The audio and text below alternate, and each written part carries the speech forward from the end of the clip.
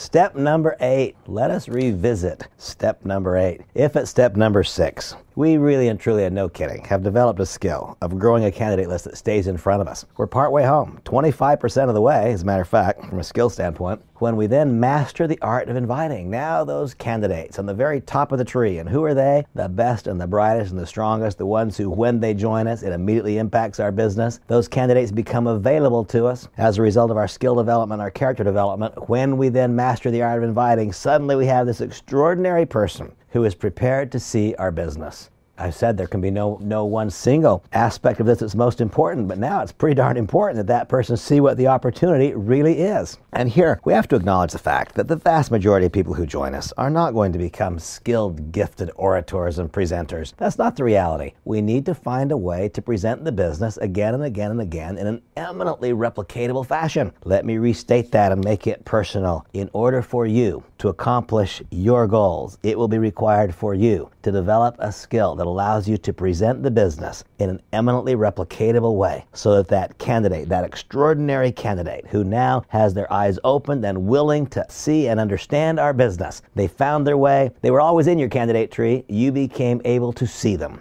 Now you've got this moment of opportunity. They're ready to see. How shall we then develop the skill to make certain that that person sees the business? I again reflect, I feel like Cicero and I are buddies, though I've never met. Of course, Cicero died so long ago. But what did he say? The skill to do comes from the doing. I made a commitment to myself at the very outset that I would make 52 presentations in my home, 52 home business reviews in the first 52 weeks, and that I would do it whether or not anyone came. You learned about that in Getting Started. Now I want to ask you a question. As we review your calendar, how many times have you presented the business? By the way, that which is measured can be improved. I'm hoping very much that you're journaling your activities and your behaviors. How many times have you presented the business on a one-on-one basis in the last 90 days? How many times have you presented the business in a two-on-one basis, utilizing a member of your upline, your support group, to help you? How many times have you conducted home business reviews? This is the reality. The answer is not enough. If you now find yourself in the Staying Started content, my imagination, my supposition is that you've hit the wall, that your business is not growing as fast as you want it to. This is rudimentary activity to correct, to find challenges, to identify the problem and find a solution. The simple fact is you haven't done that enough. In all likelihood, you simply have not done it enough. At step number 8 in Staying Started, I can simply tell you that the most important guidance and advice I can give you is to make a decision and act upon that decision to present the business more frequently. Notice I didn't say to find more candidates or prospects. That's another step. To present the business more frequently. And if that means you're presenting it to a recording device, so be it. If it means that you're presenting it to your husband or your wife, your boyfriend, your girlfriend, your little boy and your little girl, so be it.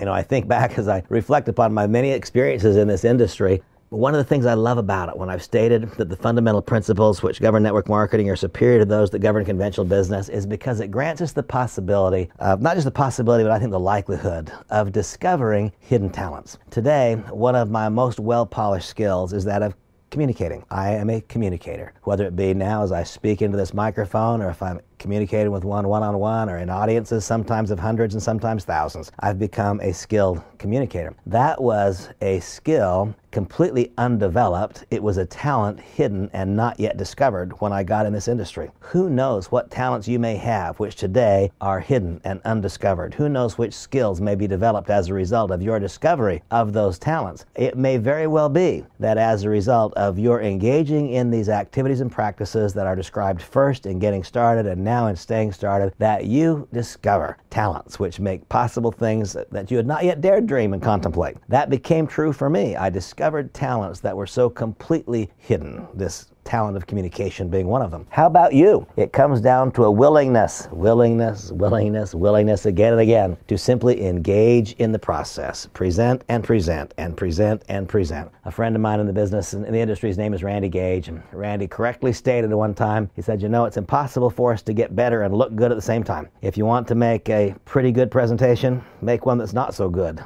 If you want to make a bad presentation, make a terrible one first. You'll only make one or two terrible ones before they become not so terrible. You'll only make a few that are not too good before you make some that are pretty good. And you know what? Within the confines of your own personality, the path home, the way home to very, very, very effective presentations is simply the number of times that we do it. Now, that being said, Is it my goal to cause you to become an effective presenter of the business as an individual using your verbal skills? No, it's really my goal for you to learn how to properly select the proper tool, for you to learn how to, in a scripted way, establish what's about to occur for your home business review, and then let the tool do the talking.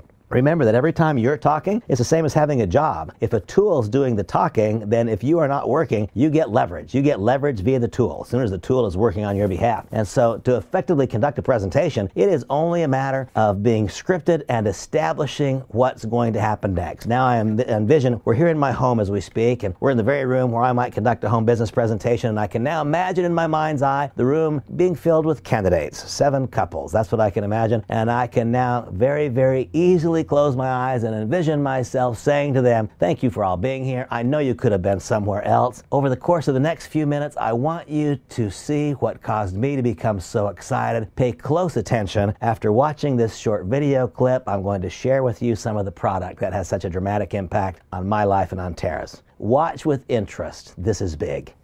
And I push play. Could you do that? You could do that. Was it easy for me? Yes. Would that be easy for you?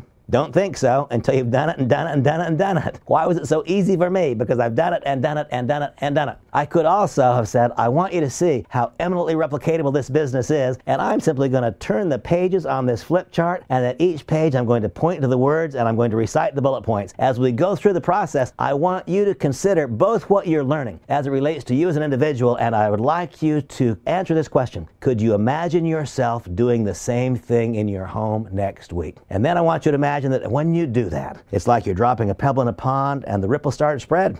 What if 2 or 3 of those couples that you invited to your home started doing the same thing? And what if a year from now you had 20 or 30 couples in 20 or 30 cities doing the same thing? Suddenly, you've separated yourself from the generation of income. The fundamental principles which govern network marketing are superior to those which govern conventional business, and you're seeing it in action tonight. That was easy for me to say. That was a script. Can you become scripted? Yes. Takes no talent. None. Takes willingness. Are you willing? If you're not, refer to step 1 in the Staying Started manual. This was step 8. On we go.